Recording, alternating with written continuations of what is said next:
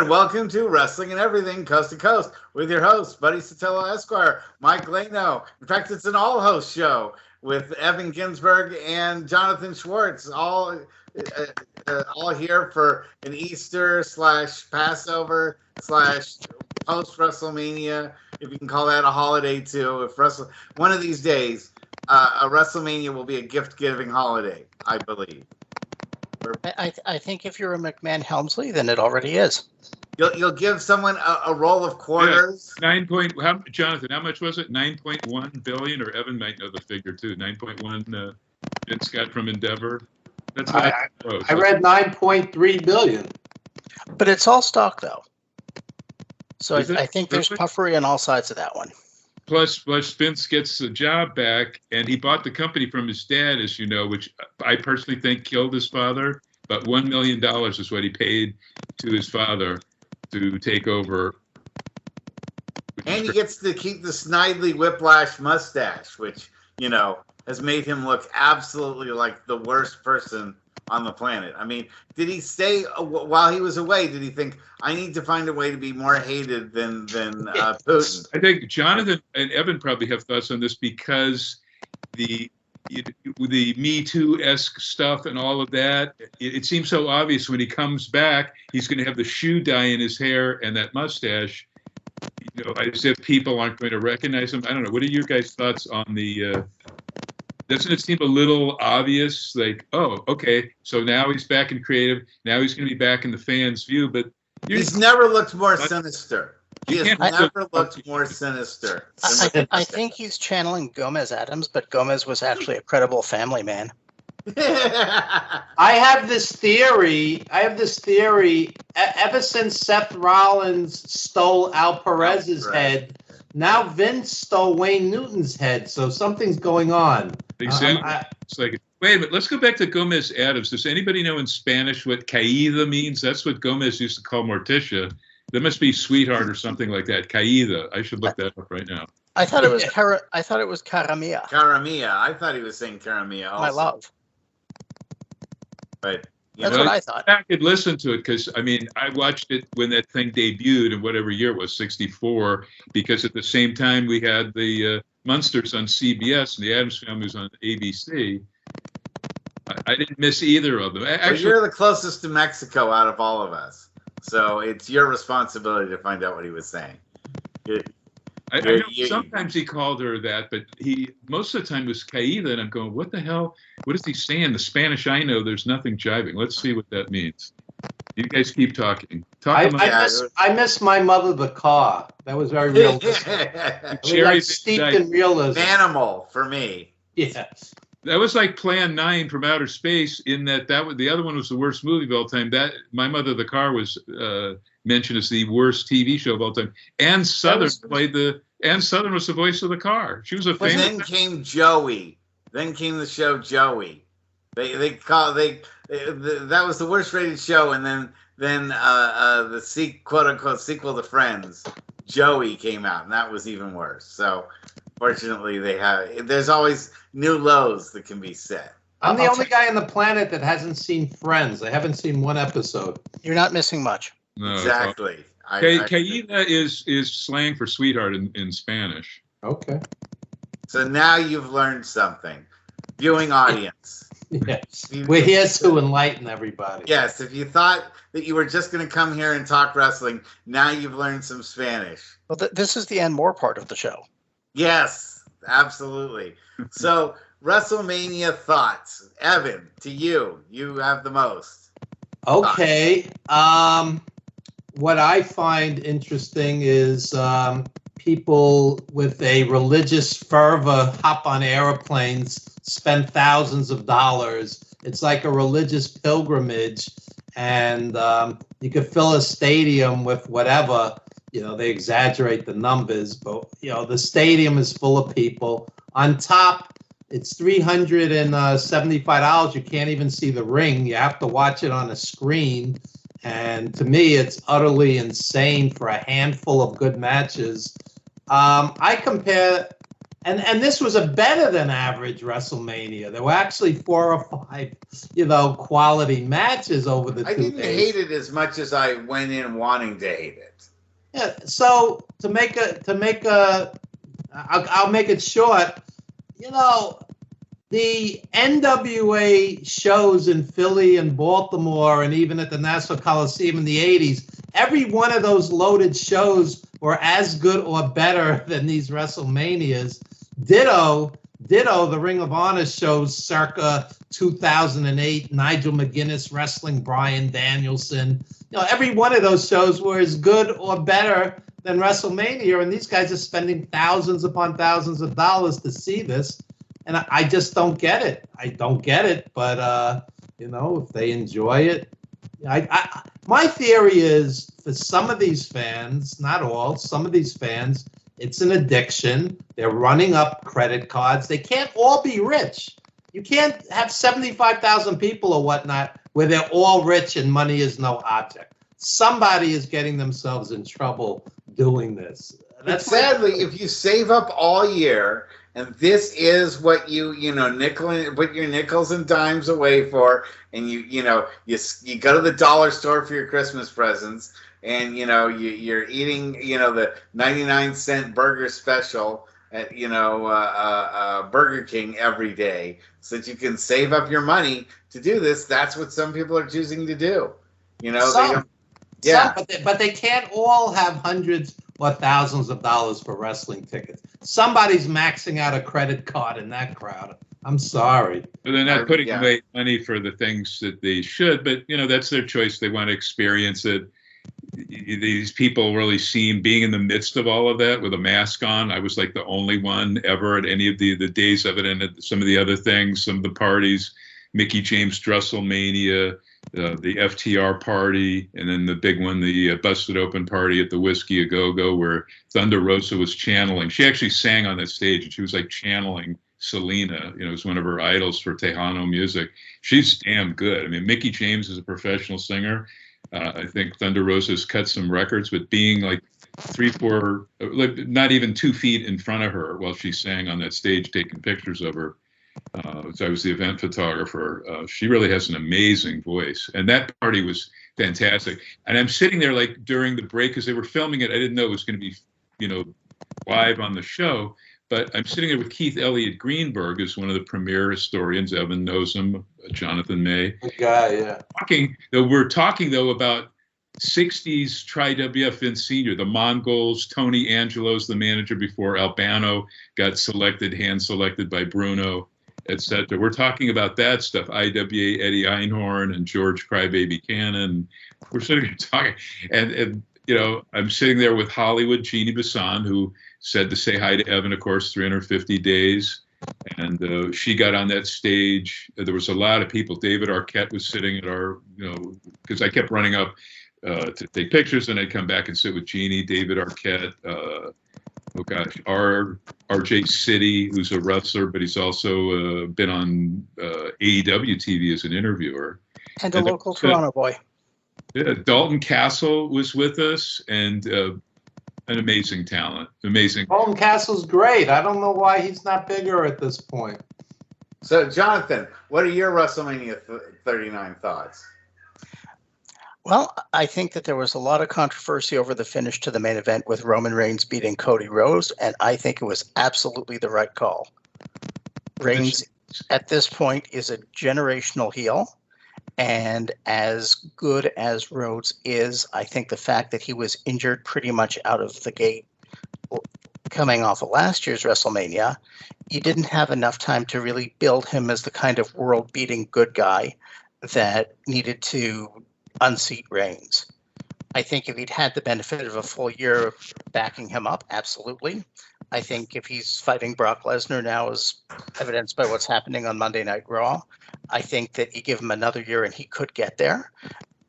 But I've got to tell you, in my heart of hearts, if we're really going to give Reigns the kind of title run that's going to eclipse Pedro Morales, which looks like it's imminent, and get into like Hulk Hogan, Bob Backlund territory, you know who I want to see beat him?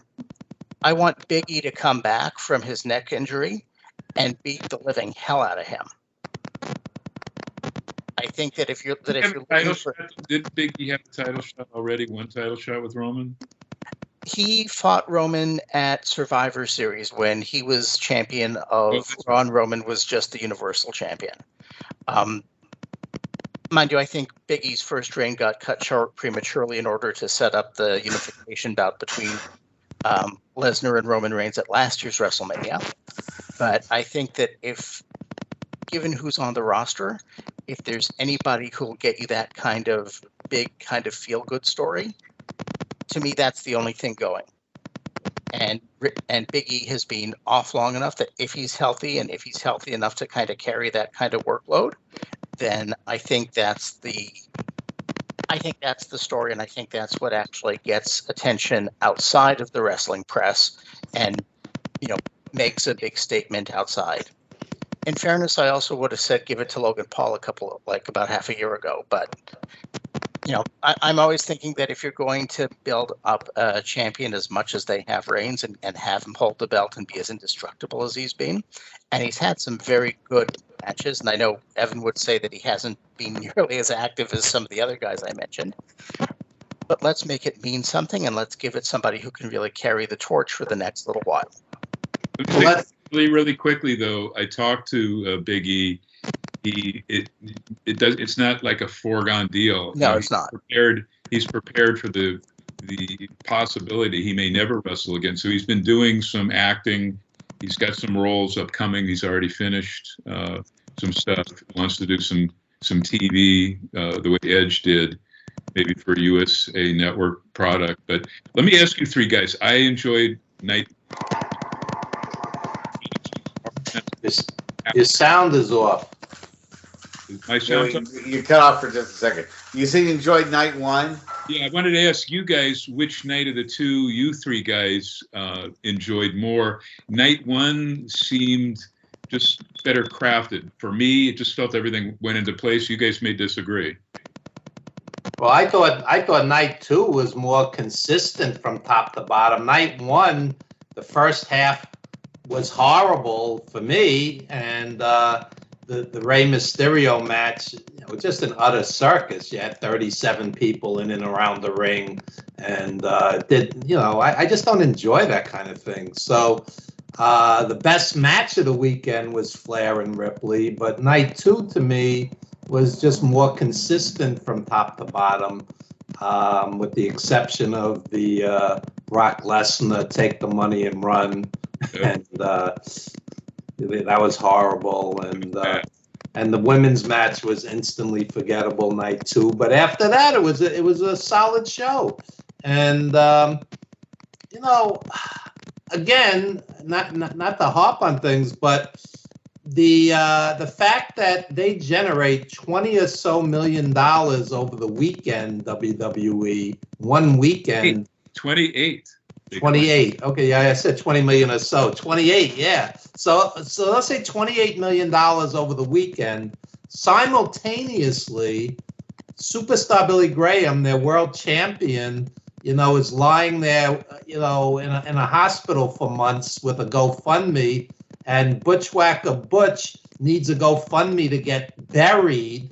How fucking disgraceful is this? I mean, come on.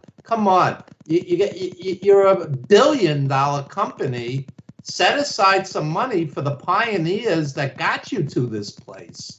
I mean, it's just disgusting. And then Triple H gets on TV and brags about the numbers. We did this, we drew that, we made this. Another corporate vulture. Come on, help these guys. Why was there no video vignette for Butch Miller? That was insane. Because they have 28 other things they're focusing on that generates income. He's from the past. It's not as pressing. I mean, he made a lot of money for that company. These guys get pennies on the dollar from their merchandise, pennies, and WWE will make money off their corpses forever.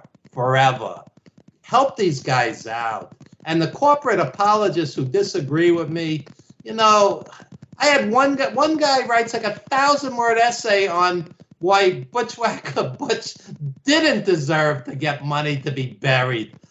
I'm like, don't breed, you heartless scumbag. Come on. Go watch them. Go watch them as the Sheep Herders, or if there's any footage of them debuting in Montreal. That was the first territory in North America as the Crazy Kiwis, Sweet William, and I saw the Sheep Herders. The Sheep Herders were great. I wasn't even a big fan of the Bushwhackers. It was cartoonish to me. But the guy deserves to have money to be buried. He generated millions of dollars for this corporation. Come on. Oh, let's see what Jonathan and Russ thought of either night 1 or night 2. I'm going with night 1 being the better one, just because my two guys from Montreal who I got to see when they were just starting out, before they even hit Ring of Honor, Kevin Steen and El Generico winning the tag team belts. In Owen's case, it was the only title he hasn't won yet in WWE.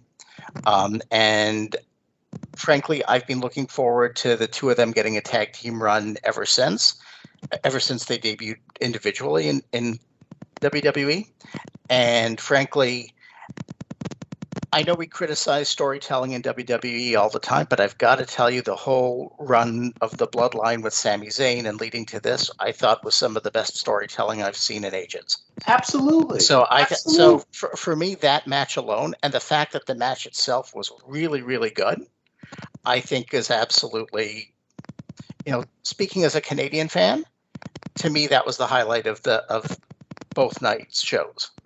And there were good matches sprinkled across both. I think the Intercontinental title match was great too. I know Evan didn't like the Mysterio versus Guerrero Jr., but for being really a soap opera driven kind of match, I thought it was good for what it was. And I think that Dominic, despite being a pretty average worker, at least to this point, has become a really compelling bad guy. And I say this as somebody who absolutely hated him with an X-Pac level of heat when he was just Ray's son trying to be a good guy following in his dad's footsteps. So I think Dominic particularly deserves a lot of credit for how he's grown as a character and as a performer there. And I think Judgment Day generally deserves a lot of credit for being a stable that makes absolutely no sense, especially after they kicked Edge out within the first few months of it. And you've got this random collection of Finn Balor freshly turned bad. You've got Damian Priest. You've got Mysterio Jr. You've got Rhea Ripley. They're all over the map, literally. There's no logical reason why any of them should work as a unit, and yet they do. I mean, Blackpool Combat Club over in AEW, which is a huge pet peeve of mine, could take lessons from how that stable has come together and the way they've been able to weave the stories together for them. One thing that I will say on the Superstargram and Bushwhacker Butch point, I fully agree with Evan, but I've said it before and I'll say it again. The responsibility, the onus lies on the performers themselves to unionize. We're talking about big, big money. We're talking about efforts that have been made, certainly going back to when I first became a fan, and people tend to get blackballed for it. But the stakes are high enough at this point, and the history is there that unless they're pushed, these companies just aren't going to do it. Tony Khan in AEW does a much better job of taking care of his guys, it seems, than WWE does. But in fairness, Tony Khan has been doing this for 5 years now. And when AEW first started, Cody Rhodes was interviewed as one of the people who helped found AEW, and he was asked point blank the unionization question, because Khan actually works in an environment in the NFL where his teams, where all of his players are members of a really strong union. And Cody was asked point blank, and he said no, that it's just not how the wrestling business works. And for $9 billion on the line, the wrestling business can afford to change. And in WWE now, with the merger with UFC, which is also a very strongly anti-union environment, it's going to be tougher for them to do that. So, worse. UFC, Dana White, even worse. So if we want to see that kind of, sorry, one sec. If we want to see that kind of change, then it has to come through a concerted effort through the talent. And it doesn't necessarily mean they have to start something from scratch. what you see is you've already got guys, even if they're part-timers, like John Cena, like Mox over in AEW. They've acquired the credits that let them get into the Screen Actors Guild. And if they can do that, and if you can have mid-card guys who basically fill out the majority of shows, like The Miz, I know another one of Evan's favorites, but he's got his SAG card as well, that gives them an in. And I but think if it's sports entertainment where they're doing skits and comedy and quote unquote acting, you know, why wouldn't they all be eligible? They're on primetime TV. That's what I'm saying. Yeah. Yeah. They all should be eligible. We need a wrestling labor lawyer to explain this to me. But Cody, at the time, I guess, I don't know if he was interviewed at the time as a company, whatever their titles were called, the Bucks and himself and Omega, what were they called? But he would be less inclined because of his high status, the money level, as opposed to one of the underlings like Sonny Kiss or someone like that, who would be more prone to want a union because he's not earning that kind of Cody Rhodes money. So hang on, I'm just going to, I don't mean to interrupt, but I'm going to. So Cody Rhodes was an executive vice president. He was executive within the company. He was, in addition to his role as on screen, he actually had a full-time employee gig as opposed to being a straight up independent contractor. You'll see, if you've seen, Kenny Omega gets injured, gets full benefits until he's ready to come back. And this is apart from Tony Khan being generally pretty good about paying guys while they're off. Jeff Hardy being another example. The Young Bucks, when they've had their share of injuries, also got the, gold-plated health insurance that gave them the care and the time they needed until they were able to come back. So there's already, and I'm sure you could find examples in WWE when you had guys like the New Age Outlaws on the payroll, or Triple H himself. To me, that was actually the really galling part of Triple H's speech. Well, you have Butcher, Superstar Graham in the states that they're in. Triple H gets to come up and climb the ropes and have his speech post-WrestleMania. In the meantime, about a year ago, he was in a hospital bed having had serious heart surgery, which is paid for by his insurance as a senior member of the WWE executive and a full-time employee. Not necessarily something that the rank and file independent contractors would get, although WWE will pay for some injuries, and certainly not something that WWE alumni are automatically entitled to. Although there have been cases where they've opened their purse strings, but that's really on a very case-by-case basis, and it's cited as an example of Vince McMahon's largesse. Well, we know. Sorry, I just took that in a completely different direction. Well, we know that when you're an individual independent contractor, your level of rates that you get in insurance and other types of benefits are terrible. And it's only through when you're associated with a big business as an employee do you really have the negotiating power and the cachet. Well, in California, we have a different health insurance system, thank God, than the rest of the country. But in the you're rest all of the Kaiser Permanente, aren't you? No, although thank God we have a choice. Then I'd rather work on myself with a rusty pocket knife than use Kaiser Permanente. But that's a difference. That could be for from being assembly line garbage in the 70s. I had them for a year. They sucked. That's for a whole different show. That I could definitely do a whole show on. Let's do a show on that. I have to go, you guys, but I think AEW's the majority of their talent are HMO, a higher echelon, obviously, versus many of the lower tier, CD level WWE wrestlers with PPOs that are not as But good. My point before you go, Mike, my point is that if other businesses can manage to have employees and pay for their health care and negotiate for their health care, the WWE can do it too and still be profitable. If there's no reason. Very profitable. Yes. There's no reason. How surprised for you guys that UFC is valued at quite a bit more in terms of billions? Like what, 14 was it? 14.1? 12, yeah. Versus WWE's 9 point, let's say 2 or 4. that was a big surprise because at many points UFC under the initial Bob Meyerowitz had almost won. That was a big shocker, and I'm sure WWE probably didn't like that, but you have to make that public when you're a public company. So that was a big deal. Especially when you're talking stock. All right, well, we'll see you next week, Mike. Happy Easter to you and your folks. Everybody have a holiday, no matter what you celebrate. Please don't go, James Brown. Yeah. All right, so now it's the three of us. He was keeping the green away. Now it looks a little better. So I've got to ask, since we have you here now, is it in fact easy being green? I look like I'm at death's door. I got the green.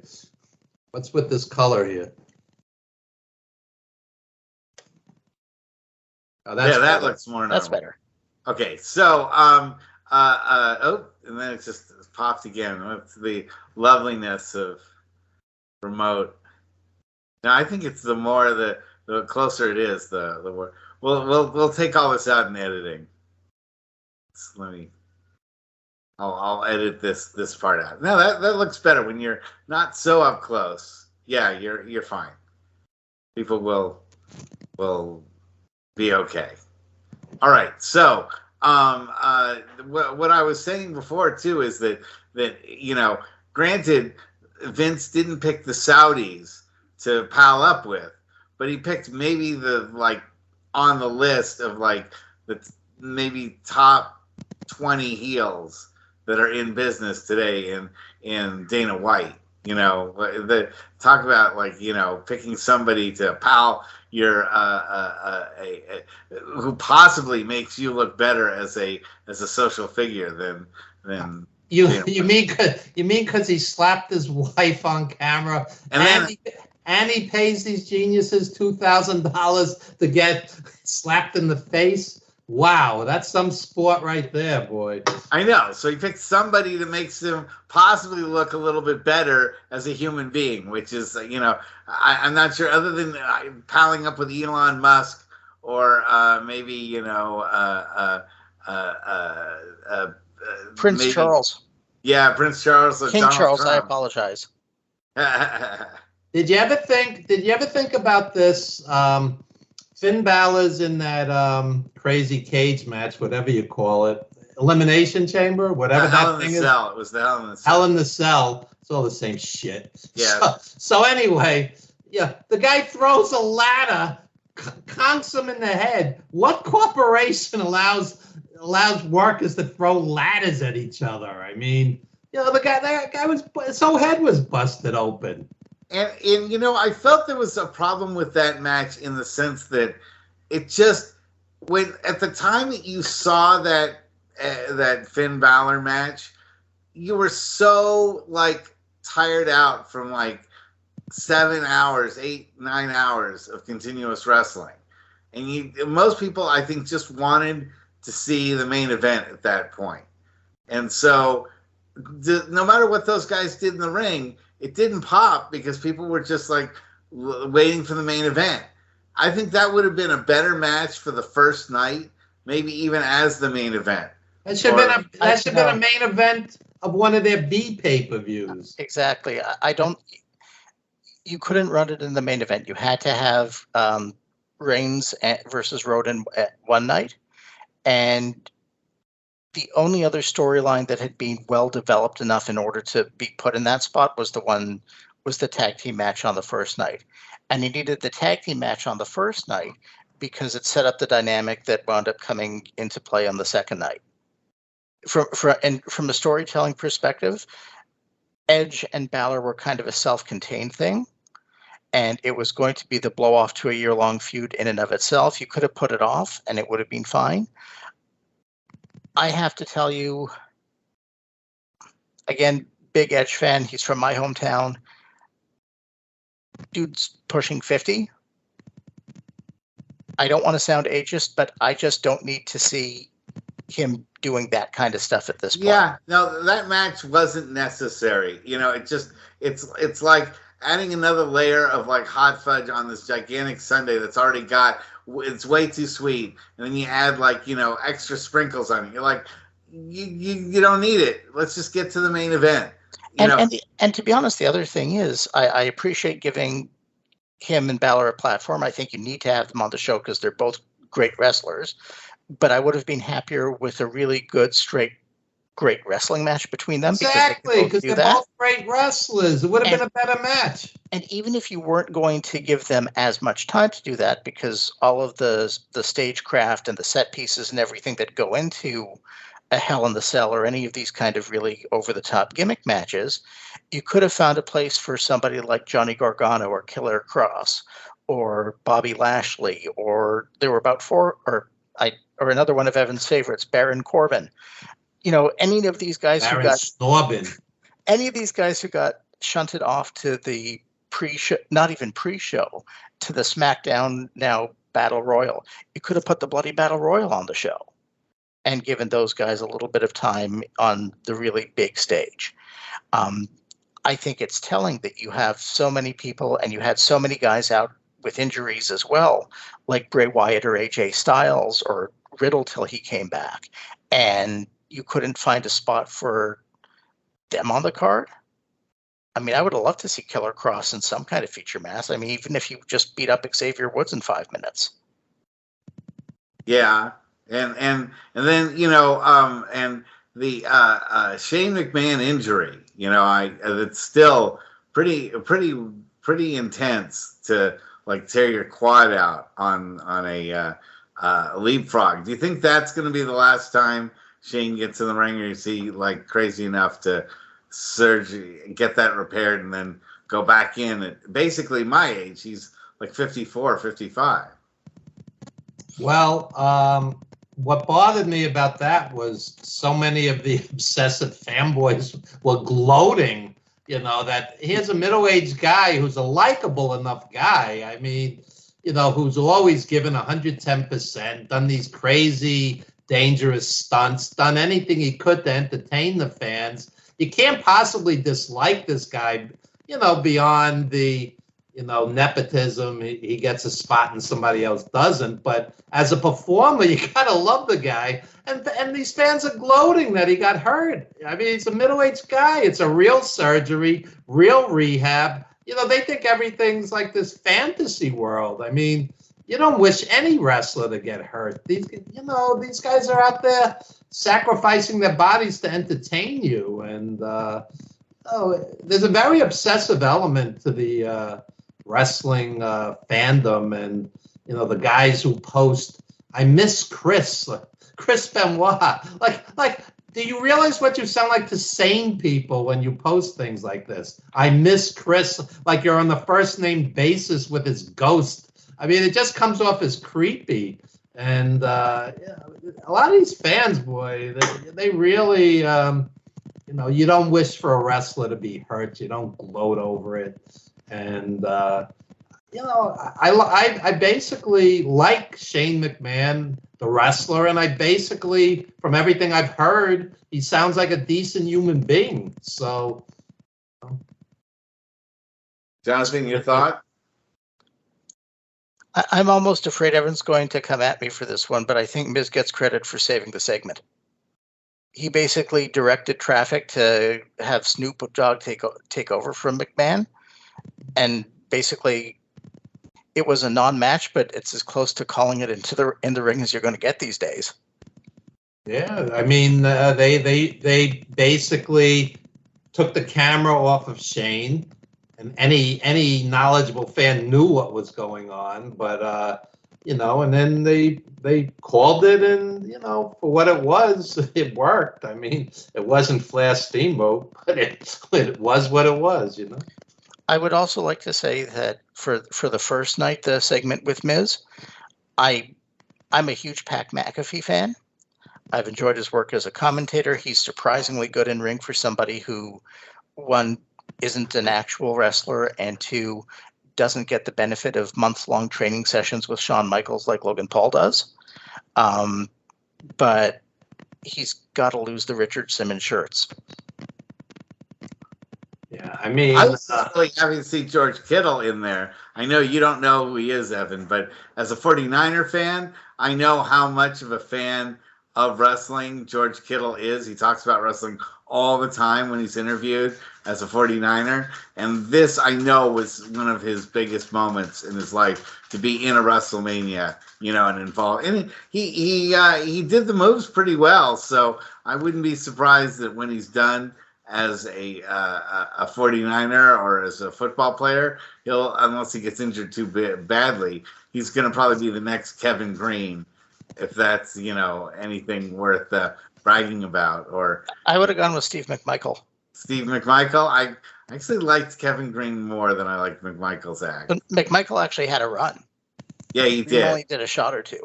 Well, the greatest football players were Ernie Ladd and Wahoo McDaniel. Those guys were great performers. Also, Hacksaw Jim Duggan. He had the long enough career. He played for the Falcons. Cartoonish and the Toronto Argonauts. Yes. And then, of course, The Rock had his time in, Canadian football. So The Rock had 3 games with the Calgary Stampeders. He counts, though. He was on there with Jeff Garcia. So he had some talent that he was working with. But I don't know. When to go back to Mike's original question was, did I like night 1 over night 2? There was some stuff in night 1 that I liked more than I liked in night 2. I felt night 2, just because you get that too much wrestling fatigue by mid card, I felt, by when you're at the middle of the card in night 2. I still think a better show, a better WrestleMania, is one they can contain in one day. That is my thought. Is if you can just find your best, 7 matches that you can do and have those. Well, now it's a money machine doing it 2 days, so they're not going to give that up. Well, it'll probably be WrestleMania month. By the time we're all in our graves, it'll be a month-long thing where people like Vince will or whoever owns the WWE at that point is going to rent an island. It's going to be like the Fire Festival, and you're going to just fly in there. I was hoping you'd go for the movie Battle Royal. Oh yeah, well I actually have not seen it, but I know all about that. I do, or every one of the Mortal Kombat movies that were made. They always make fighters fly out to this strange remote island where a billionaire makes them all fight to the death. So, but hang on, correct me if I'm wrong on this. Before we got to WWE being unchallenged, didn't the NWA and Jim Crockett used to run the Great American Bash as a series of events? No, it was just one night, I thought. No, they had it in different stadiums, and Flair would fight different guys every night for a couple of weeks. Yeah. And those cards were always by 80 standards stacked. But one show had really nothing to do with the other. They'd have a card in Ohio. They'd have a card. You can watch the show to itself. It wasn't 2 full days of just. I mean, didn't you guys get any kind of wrestling fatigue from that? I watched 4 shows that weekend. I watched the New Japan and what was it? New Japan and MLW. What was the second group with them? Impact. New Japan and Impact. They did a multiverse, and it was very disappointing. Very disappointing. It was disappointing just because they crammed everybody into a bunch of multi-person matches. A week later, I couldn't even remember who the other promotion was. That's how there wasn't one match better than 3 1/4 stars, and they're hyping this speedball Bailey like it's. Like it's Shawn Michaels in his prime, and he just wasn't. It was the whole thing was very disappointing, and I'm a big New Japan fan. The show I enjoyed the most all weekend was Ring of Honor. I thought that was the best show from top to bottom, with no stinkers, and Vikingo, however you pronounce it. Him and Commander, that was unbelievable, that match. Unbelievable. I mean, and for the fans who do they're just spot monkeys, flippy-do. I love that stuff. I don't care. what anybody says. I love that stuff, and the big I mean, story. it was no Omos versus Brock Lesnar. No, I mean, oh my God, horrible.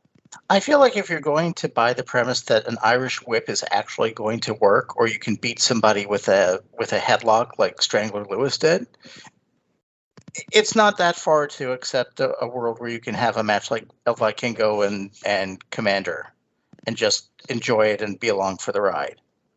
well, yeah, Wrestling's always had that. I mean, go watch an Argentina Rocca match, or Eduardo Carpentier, or Mil Mascaras, or Tiger Mask versus Dynamite Kid. Yeah, those were amazing. If you want to see people actually fight, then you can go flip onto UFC, and I strongly suspect that a bunch of those are every bit as worked as WWE matches are. Do you think we're going to see a much higher bleed through of UFC to WWE talent coming in, especially because Vince wants to try to cut the indies off and doesn't want to, he wants to starve the indies out so that he may use the UFC as more of a source for wrestlers than indies now? I hope not.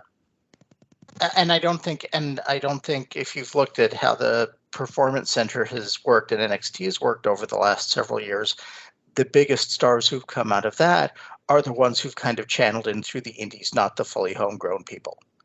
I think I can't really think, apart from Lesnar and to a lesser degree Rousey, I can't think of many cases where UFC people who are trained the way that they are and where the emphasis is so on the physical and not on the visual or the kind of communication promo side of the game, most of them just founder. And you can see, go back to Brawl for All, go back to Raw After Dark, go back to even AEW. Dan Lambert comes in with American Top Team, and they're basically just window dressing for Ethan Page and Scorpio Sky.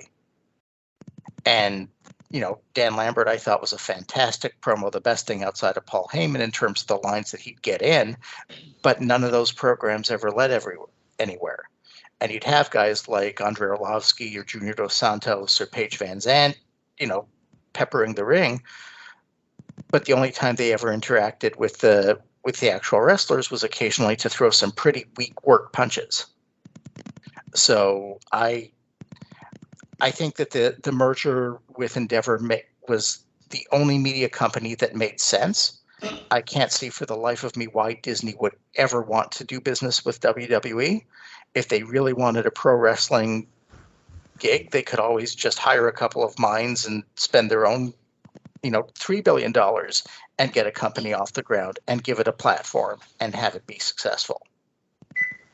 You think that's all it would take? I mean, do you think that people would gravitate over towards a Saudi Arabian product? I'm not talking about them. Okay. I think that the Live Golf experiment shows that there's a much higher hill to climb for that particular group. What I'm saying is that when you looked at the parties that were mentioned as potential suitors for WWE, at the outset you had Disney and Universal and Paramount and everybody along with Endeavor and with the Saudi government as well. Could they have gone with the Saudi government? I think that at some point they could have. I think the money could have been right. But I think for any number of reasons, it would have been a very difficult business move long term. And worse for them, it would have put them as an arm of a government agency, which means you now have an entity that's valued between $6 billion and $9 billion, which is a line item in a bureaucracy's budget. And all you need to do, it's in a weird way, it's the same thing with Kip Allen Frey and WCW back in the day. They're a line item. And if somebody doesn't like them, or if somebody decides that they're not worth the expense, you cut the line item. So I think that would have been a really potentially damning move for WWE, whatever the politics of it aside. I think that if WWE was going to sell to an existing kind of bigger corporate entity, this is kind of the story that had to be told. The only other thing that I think would have made sense is if they tried to go private so Vince gets back in that way, and maybe they start a media partnership with The Rock or whoever. But as these things go, I don't think that there was another outcome that made as much sense. And Evan, what are your thoughts on that? I think they're in a position now they almost can't lose. They have unbelievable money, publicity, technology. Fan base is incredible as far as numbers. I think Nick Killer Khan there, the corporate hatchet man, will get rid of a couple of hundred of them. They do the ruthless post-Wrestlemania cleansing even during record-breaking years, and they'll just go about their business making mountains of money and selling mountains of merchandise. And the fans are obsessed. They're obsessed. And but do you think there's going to be more of a union between UFC and the WWE? I think just from watching some of the promos, I would say yes.